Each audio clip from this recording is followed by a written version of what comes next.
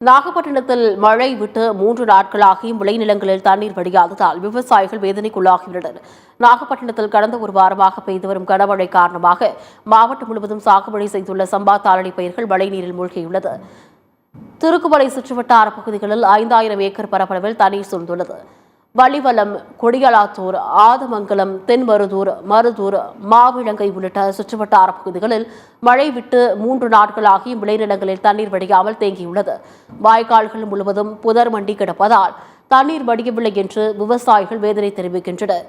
வேளாண்மை துறை அதிகாரிகள் உடனடியாக கணக்கெடுப்பு பணியை தொடங்கி உரிய நிவாரணம் செய்து தர நடவடிக்கை எடுக்க வேண்டும் என்றும் அவர்கள் கோரிக்கை விடுத்துள்ளனர். 200 ஏக்கர் நிலத்தை தாளடி சாகுபடி பண்ணியிருக்கிறோம். அதில் இப்போ முளைச்சி தண்ணிக்குள்ளே இந்த மாதிரி இருக்குது. இந்த நிலமையில இப்போதைக்கு இது இருக்குது. இது 2 நாள் இனிமேல் 28, 29 கனமழைன்னு சொல்லியிருக்கிறாங்க. இனிமேலுக்கு இது எந்த நிலைமையில் வரும்னு நாங்கள் பார்க்க தெரியல. விவசாயம்லாம் பார்த்துட்டு அப்படியே மன உளைச்சி போயிட்டு வந்துட்டு இருக்கிறாங்க. இதுக்கு அரசாங்கம் ஏதாவது எங்களுக்கு ஒரு நிவாரண உதவி வழங்குமாறு கேட்டுக்கொள்கிறோம்.